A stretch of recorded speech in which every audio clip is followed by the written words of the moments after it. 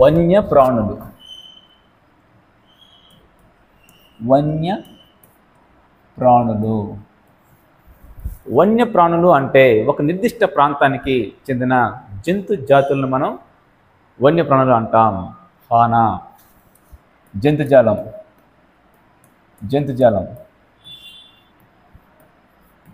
So ఒక నిర్దిష్ట ప్రాంతానికి చెందిన జంతు జాతులను మనం జంతుజాలం అంటాం లేదా వన్యప్రాణులు.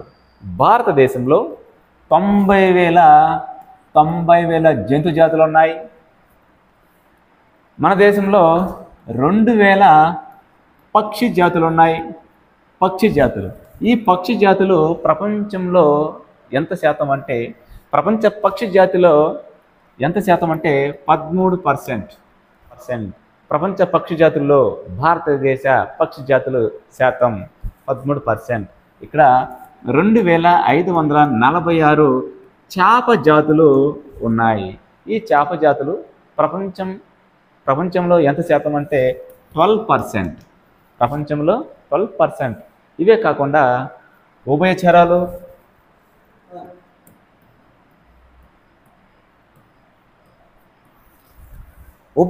అంటే నీటిలోను భూమి మీద రెండింటిలో జీవించేవి. భూమి మీద జీవించగలవు, నీటిలోనూ జీవించగలవు. సో వీటిని మనం ఉభయచరాలు అంటాం. సో ఎగ్జాంపుల్ చూసుకున్నట్లయితే కప్ప, సాల్మాండర్,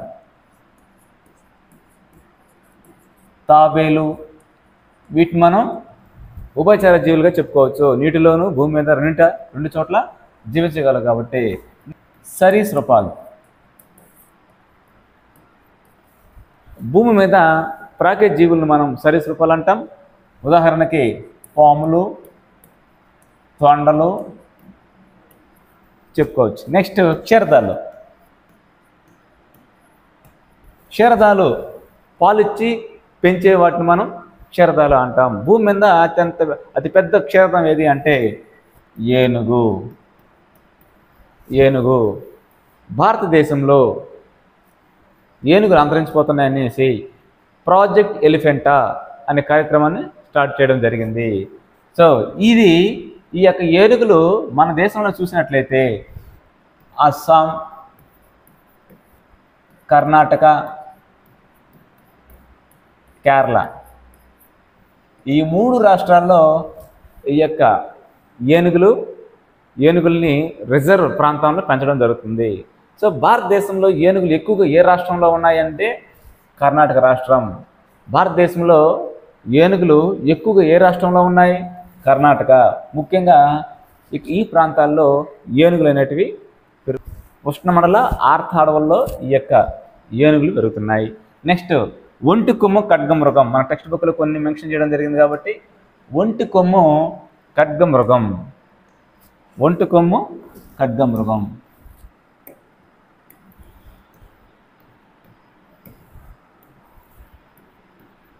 ఒంటి కొమ్ము ఖడ్గమృగం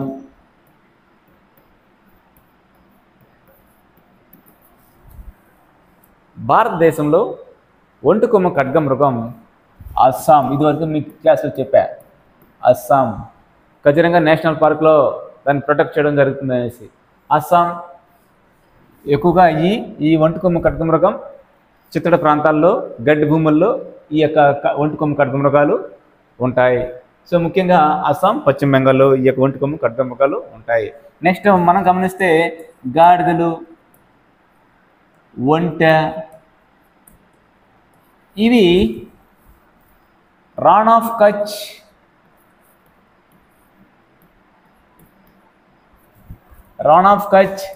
రాజస్థాన్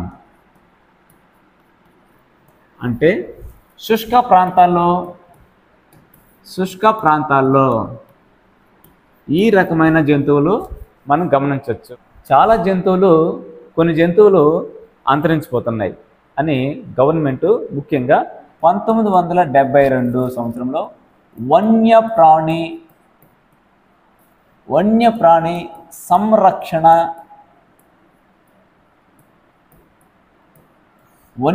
సంరక్షణ చట్టం వచ్చింది. 1972 వన్యప్రాణి సంరక్షణ చట్టం వచ్చింది. ఈ చట్టం ప్రకారంగా భారతదేశంలో అంతరించిపోతున్న జంతువుల సమగ్ర నివేదిక రూపొందించడం. నెక్స్ట్ ఈ అంతరించిపోతున్న జంతువుల్ని వేటాడడం నిషేధించడం. అంటే ఒక రకంగా జంతువుల యొక్క వేటని నిషేధించడం, అంతరించిపోతున్న జంతువుల యొక్క సమాచారాన్ని సేకరించడం ప్రధాన ఉద్దేశంగా ఉంది. సో ప్రాజెక్ట్ టైగర్ ఇది 1973 సంవత్సరంలో ప్రవేశపెట్టడం జరిగింది. భారతదేశంలో పులులు అంతరించిపోతున్నాయి కాబట్టి వాటిని ప్రొటెక్ట్ చేయడం కొరకు 1973 సంవత్సరంలో ప్రాజెక్ట్ టైగర్ అనే ఒక కార్యక్రమాన్ని రూపొందించడం జరిగింది. సో ఇప్పుడు మొట్టమొదటిసారిగా భారతదేశంలో జిమ్ కార్బెట్ టైగర్ రిజర్వ్ అనే ప్రాంతం. సో మొట్టమొదటి భారతదేశంలో టైగర్ ప్రాజెక్ట్ ఏది అంటే జిమ్ కార్బెట్. జిమ్ కార్బెట్ భారతదేశంలో మొదటి టైగర్ ప్రాజెక్ట్ ఇది. ఏ రాష్ట్రం అంటే ఉత్తరాఖండ్. జీకేకి పనికి వస్తుంది, కంటెంట్కి పనికి రాకపోయినా మీకు జీకేకి పనికి వస్తుంది. టైగర్ ప్రాజెక్ట్ ఏ సంవత్సరంలో రూపొందించడం జరిగింది, ఏ సంవత్సరంలో వచ్చిందంటే 1973 సంవత్సరం. దీని యొక్క ప్రధాన ఉద్దేశం ఏమి? అంతరించిపోతున్న పులుల్ని ప్రొటెక్ట్ చేయడము, ఒక నివేదిక తీసుకురావడము, వాటిని రక్షించడము, వాటి వెంట వేటని నిషేధించడము. సో మొదటి టైగర్ ప్రాజెక్ట్ ఏది అంటే జిమ్ కార్బెట్. ఏ రాష్ట్రం అంటే ఉత్తరాఖండ్. భారతదేశంలో పులులు, పులులు సో ఈ రెండు ఉన్న ఏకైక దేశం భారతదేశం. సో సింహాలను మనం గమనించినట్లయితే సింహాలు మనకు ఇక్కడ గిర్ అనే అడవులు ఉన్నాయి. గిర్ అడవులు. ఈ గిర్ అడవులు గుజరాత్ రాష్ట్రంలో ఉన్నాయి. ఈ గిర్ అడవులు సింహాలకి సహజ ఆవాసంగా ఉన్నాయి.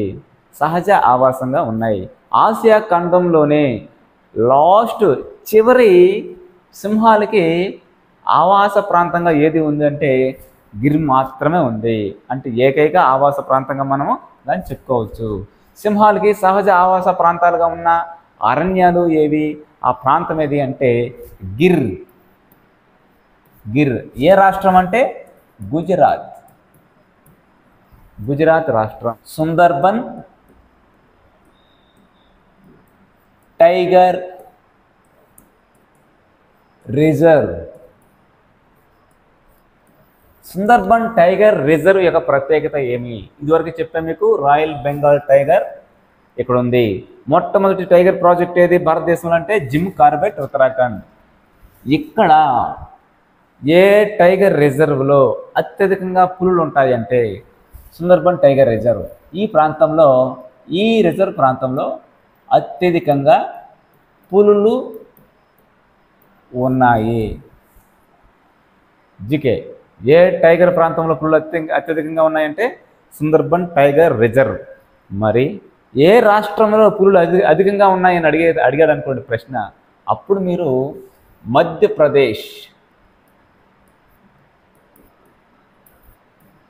మధ్యప్రదేశ్ రాష్ట్రంలో పులులు అత్యధికంగా ఉండడం వలన దీన్ని పులులు రాష్ట్రం అంటాం. పులులు రాష్ట్రం. సో మధ్యప్రదేశ్ రాష్ట్రాన్ని పులుల రాష్ట్రం అని ఎందుకన్నామంటే మధ్యప్రదేశ్లో పులులు ఎక్కువగా ఉంటాయి.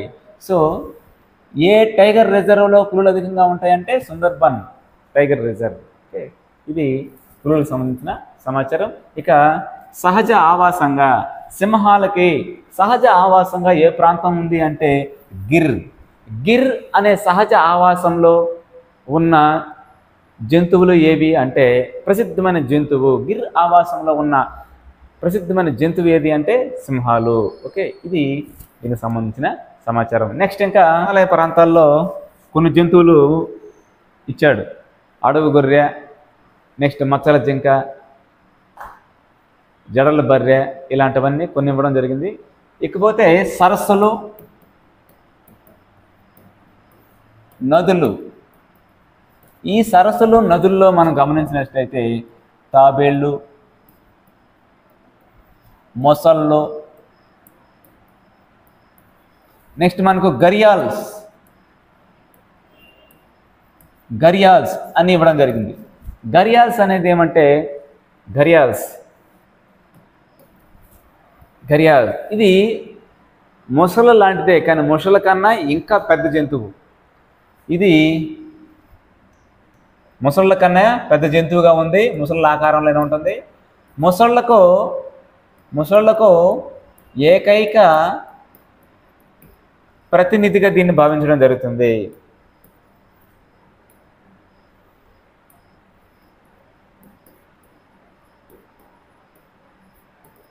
ఏకైక ప్రతినిధిగా ఘరియాల్స్ని భావించడం జరుగుతుంది.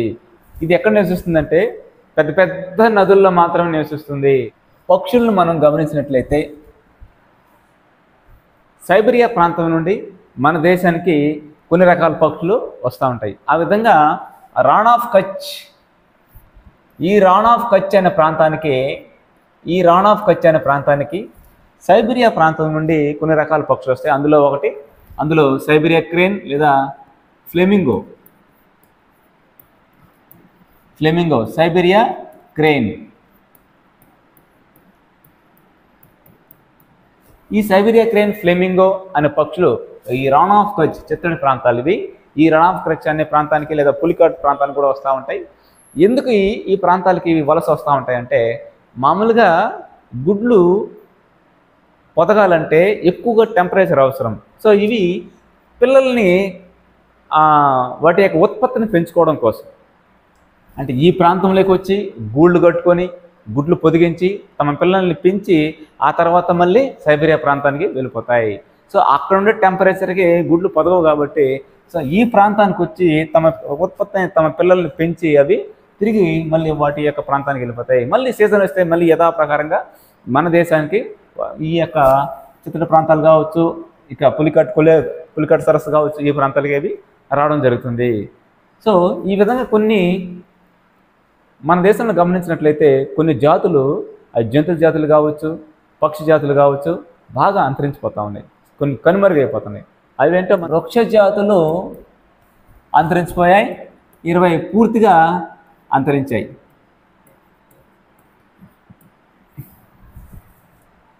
పదమూడు వృక్ష జాతులు అంతరించిపోతున్నాయి, 20 వృక్ష జాతులు పూర్తిగా మనకు అంతరించిపోయాయి.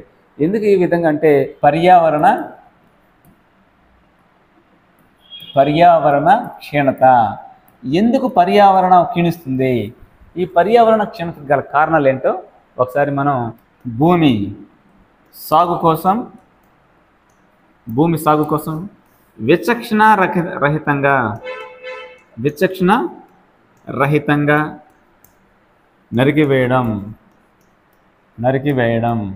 చూడండి, పర్యావరణం క్షీణించడానికి కారణాల్లో మనం చూస్తే విపరీతంగా జంతువులను వేటాడడం వ్యాపారం చేసుకోవడం కోసం, నెక్స్ట్ రసాయనిక పారిశ్రామిక వ్యర్థాల వల్ల కాలుష్యం ఏర్పడడం, ఆమ్ల నిక్షేపాలు, విదేశీ జాతుల యొక్క పరిచయం, సాగు కోసం విచక్షణ రకంగా అడవులు నరకడం, ఈ కారణాలన్నీ పర్యావరణం క్షీణించడంతో ఈ యొక్క వృక్ష జాతులు కనుమరుగవుతున్నాయి.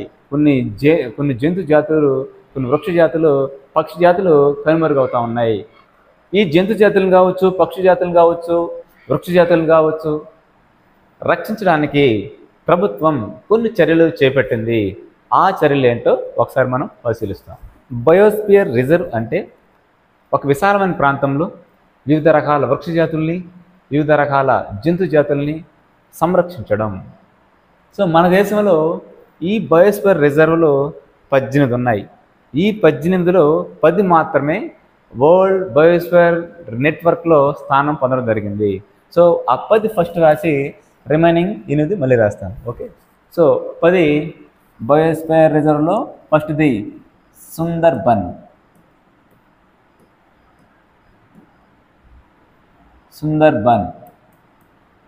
నందాదేవి, అమరకంటక్. ఇవి 10 biosphere reserve world biosphere reserve నెట్వర్క్లో స్థానం పొందినవి. రేపు ఎగ్జామ్ పాయింట్ ఆఫ్లో సుందర్బన్ బయోస్పియర్ రిజర్వ్ ఏ రాష్ట్రంలో ఉంది అని ఈ టైప్ ఆఫ్ ప్రశ్నలు వస్తాయి కాబట్టి ఖచ్చితంగా ఆ బయోస్పియర్ రిజర్వ్ ప్రాంతాలు ఏ రాష్ట్రంలో ఉన్నాయో కూడా మనకు తెలియాలి. కాబట్టి ఫస్ట్ది సుందర్బన్ బయోస్పియర్ రిజర్వ్ ఏ రాష్ట్రంలో ఉంది అంటే పశ్చిమ బెంగాల్. సుందర్బన్ బయోస్ఫియర్ రిజర్వ్ ఏ రాష్ట్రంలో ఉందంటే పశ్చిమ బెంగాల్. మరి నందాదేవి బయోస్ఫియర్ రిజర్వ్ ఏ ప్రాంతంలో ఉందంటే ఇది నందాదేవి ఇది ఉత్తరాఖండ్. నెక్స్ట్ మన్నార్ సింధు శాఖ భారతదేశంలో ఉన్నటువంటి ఏకైక మెరైన్ బయోస్ఫియర్ రిజర్వ్ ఏది అన్న ఉంది అంటే సో భారతదేశంలో ఏకైక మెరైన్ సముద్రం తీరంలో అంటే ఇక్కడ ఉంటుంది సముద్ర తీరంలో ఉన్న సో మన్నార్ సింధు శాఖ అంటే ఒక చిన్న దీవి, ఆ దీవిలో ఉంటుంది. సో మెరైన్ బయోస్ఫియర్ రిజర్వ్ అంటే మన్నార్ సింధు శాఖ. సో ఇది మన్నార్ సింధు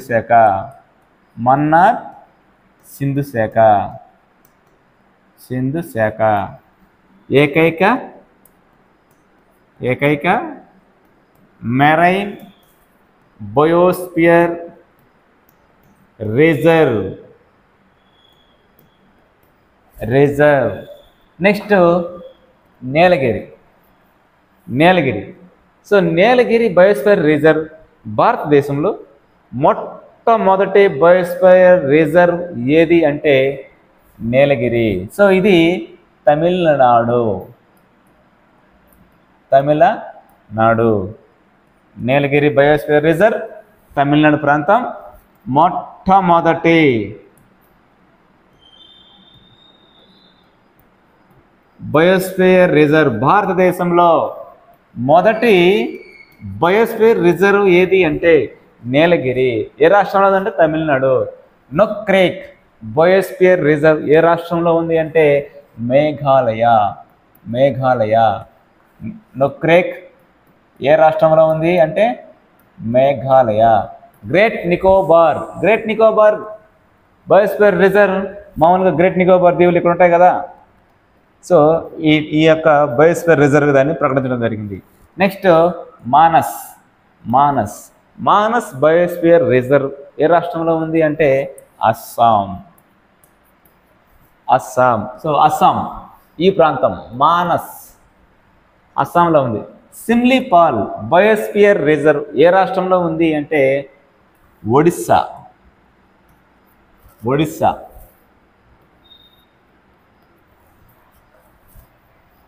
భారతదేశంలో తెల్ల పులులు ఏ ప్రాంతంలో ఉన్నాయి అంటే Similipal. So Similipal biosphere reserve ఏ రాష్ట్రంలో ఉంది అంటే ఒడిస్సా రాష్ట్రం.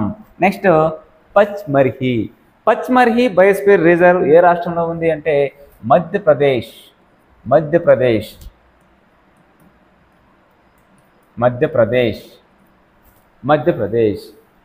అచనాక్మార్ అమర్కంటక్ బయోస్ఫియర్ రిజర్వ్ ఏ ప్రాంతంలో ఉందంటే ఇది కూడా మధ్యప్రదేశ్. ఈ రెండు బయోస్ఫియర్ రిజర్వ్లు మధ్యప్రదేశ్ రాష్ట్రంలో ఉన్నాయి. ఈ 10 biosphere reserves world biosphere reserve నెట్వర్క్లో స్థానం పొందినవి. ఇంకా 8 ఉన్నాయి. అవి అక్కడ స్థానం పొందలేదు, కానీ 8 మొత్తం 18 బయోస్ఫియర్ రిజర్వ్స్ ఉన్నాయి కాబట్టి అవి కూడా మనం నేర్చుకోవాలి. అవేంటో వాటిని కూడా ఇప్పుడు మనం చూస్తాం. కాంచనగంగా, పన్నా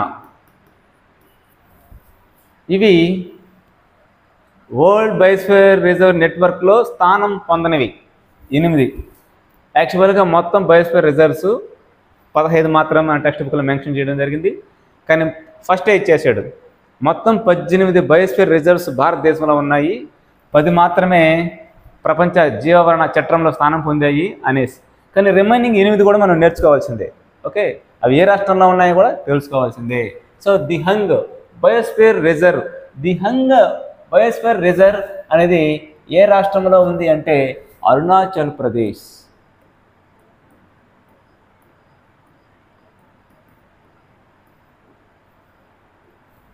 డిబ్రూ సైఖోవా ఇక్కడ ఉంటుంది అస్సాం.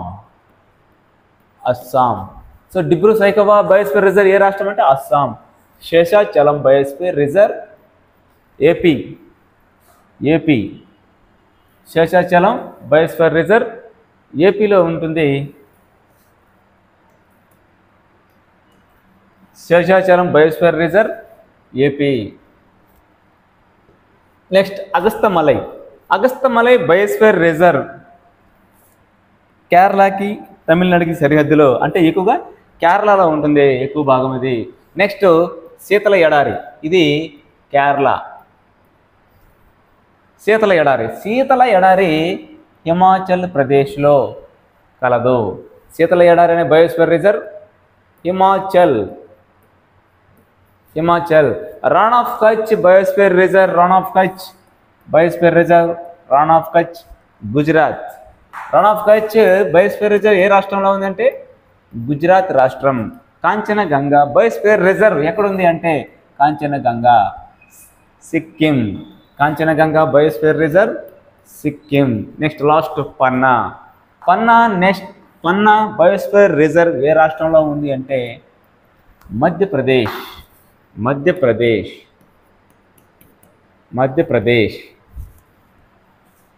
ఎక్కువగా బయోస్ఫియర్ రిజర్వ్స్ ఏ రాష్ట్రంలో ఉన్నాయి అంటే మధ్యప్రదేశ్ రాష్ట్రంలో. దాదాపు అక్కడ Panna biosphere reserve, Pachmarhi biosphere reserve, Amarkantak biosphere reserve, ఇవి మధ్యప్రదేశ్ రాష్ట్రంలో ఉన్నాయి. ఇవి బయోస్ఫియర్ రిజర్వ్కి సంబంధించిన సమాచారం. నెక్స్ట్ నేషనల్ పార్క్ సంబంధించి చూస్తాం ఒకసారి. నేషనల్ పార్క్ సంబంధించి టెక్స్ట్ బుక్లో 101 పేజీలో ఇచ్చినాడు కాబట్టి ఖచ్చితంగా మనం నేషనల్ పార్క్స్ అవి ఏ రాష్ట్రంలో ఉన్నాయి, అవి ఏంటో కూడా తెలుసుకొని తీరాల్సిందే. సో ఫస్ట్ మనకు Dachigam, Manas national park, Kaziranga national park. So ఇవి నేషనల్ పార్క్స్ మనకు ఇవి ఇవ్వడం జరిగింది టెక్స్ట్ బుక్లో. సో ఫస్ట్ ఇప్పుడు దాచిగం నేషనల్ పార్క్ ఎక్కడుంది? దాచిగం జమ్మూ కాశ్మీర్. రాజాజీ జిమ్ కార్బెట్ ఈ రెండు నేషనల్ పార్కులు ఉత్తరాఖండ్ రాష్ట్రంలో కలవు. ఈ రెండు నేషనల్ పార్కులు ఉత్తరాఖండ్. దుధ్వా, ఈ దుధ్వా అనేది ఇక్కడ ఈ ప్రాంతం అంటే ఉత్తరప్రదేశ్. దుధ్వా నేషనల్ పార్క్ ఉత్తరప్రదేశ్లో కాదు. కొలిడో రణతంబూర్ ఈ రెండు రాజస్థాన్ రాష్ట్రంలో కలవు. సో కొలిడో రణతంబూర్ నేషనల్ పార్క్స్ ఏ రాష్ట్రంలో కలవు అంటే రాజస్థాన్. నెక్స్ట్ గిర్ అంటే మీకు తెలిసింది, ఇదివరకు చెప్పా. గిర్ నేషనల్ పార్క్, దీని ప్రత్యేకత ఏమి? ఆసియా సింహాలకు ఏకైక ఆవాసంగా మనం గిర్ని చెప్పుకోవచ్చు. సో ఇది ఏ రాష్ట్రంలో ఉంది? గుజరాత్. సంజయ్ గాంధీ నేషనల్ పార్క్ ఇక్కడ ఉంటుంది Maharashtra. Next Bandipur national park మనం గమనించినట్లయితే కర్ణాటక. బందీపూర్ నేషనల్ పార్క్ కర్ణాటక కేరళకి సరిహద్దులో ఉంటుంది. ఎక్కువగా కర్ణాటకలోనే ఉంటుంది, కేరళకి బార్డర్గా సరిహద్దుగా వస్తుంది. అంటే ఏ రాష్ట్రం అని చెప్తే అది కర్ణాటకకు సంబంధించింది. Guindy. So Guindy national park అనేది ఈ ప్రాంతంలో వస్తుంది, తమిళనాడు. గిండి నేషనల్ పార్క్ ఏ రాష్ట్రంలో ఉంది అంటే Tamil Nadu. Simlipal national park. So ఇదివరకు మీకు చెప్పాను, సిమ్లీపాల్ బయోస్ఫియర్ రిజర్వ్ ఏ రాష్ట్రంలో ఉంది అంటే ఒడిస్సా. సో సిమ్లీ నేషనల్ పార్క్ కూడా ఒడిస్సా రాష్ట్రం. నెక్స్ట్ కన్హా నేషనల్ పార్క్ అనగానే మీకు ఒక విషయం గుర్తు రావాలి. కర్కట రేఖ ఏ నేషనల్ పార్క్ గుండా పోతుంది అంటే కన్హా నేషనల్ పార్క్. ఏ రాష్ట్రం అది? మధ్యప్రదేశ్. ఏ రాష్ట్రం? Madhya Pradesh. So Kanha national park. Rajgir national park మనం Bihar. Next Gormara national park ఏ రాష్ట్రంలో ఉందంటే గోర్మారా ఈ ప్రాంతంలో వస్తుంది. ఇది పశ్చిమ బెంగాల్. మానస్ నేషనల్ పార్క్ ఏ రాష్ట్రంలో ఉంది అంటే Manas national park Assam. Next Kaziranga national park ఏ రాష్ట్రంలో ఉందంటే ఇది కూడా అస్సాంలోనే వస్తుంది. So Manas national park, Kaziranga national park ఈ రెండు కూడా అస్సాంలో వస్తాయి. నెక్స్ట్ ఇప్పుడు వన్యప్రాణి సంరక్షణ కేంద్రాలు ఎక్కడెక్కడ ఉన్నాయి, ఏ రాష్ట్రాల్లో ఉన్నాయి అనే విషయాలు ఇప్పుడు చూస్తాం. మహానది వన్యప్రాణి సంరక్షణ కేంద్రాలు భారతదేశంలో ఏమన్నా ఒకసారి చూస్తాం. సరిస్కా వన్యప్రాణి సంరక్షణ కేంద్రం. సరిస్కా వన్యప్రాణి సంరక్షణ కేంద్రం ఈ ప్రాంతంలో ఉంటుంది. సో రాజస్థాన్ రాష్ట్రం. తడోబా వన్యప్రాణి సంరక్షణ కేంద్రం మహారాష్ట్ర. నెక్స్ట్ కవల్ పోచారం ఏటూరు నాగరం.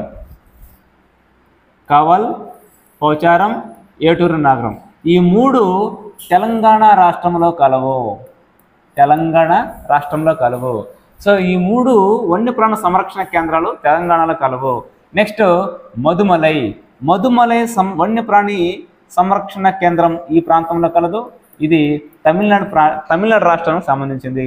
నెక్స్ట్ పెరియార్ వన్యప్రాణి సంరక్షణ కేంద్రం కేరళలో కలదు. చందాక దంపర వన్యప్రాణి సంరక్షణ కేంద్రం ఒడిస్సాలో కలదు. చంద్రప్రభ వన్యప్రాణి సంరక్షణ కేంద్రం ఉత్తరప్రదేశ్లో కలదు. నెక్స్ట్ మహానది వన్యప్రాణి సంరక్షణ కేంద్రం పశ్చిమ బెంగాల్లో కలదు. ఇవి వన్యప్రాణి సంరక్షణ కేంద్రాలు ఏ రాష్ట్రాల్లో ఉన్నాయని అడుగుతాడు, కాబట్టి ఖచ్చితంగా మనం తెలుసుకొని తీరాల్సిందే. నెక్స్ట్ పక్షి సంరక్షణ కేంద్రాలు 2 ఉన్నాయి, అవేంటో ఒకసారి పరిశీలిస్తాం. ఈ పక్షి సంరక్షణ కేంద్రాలు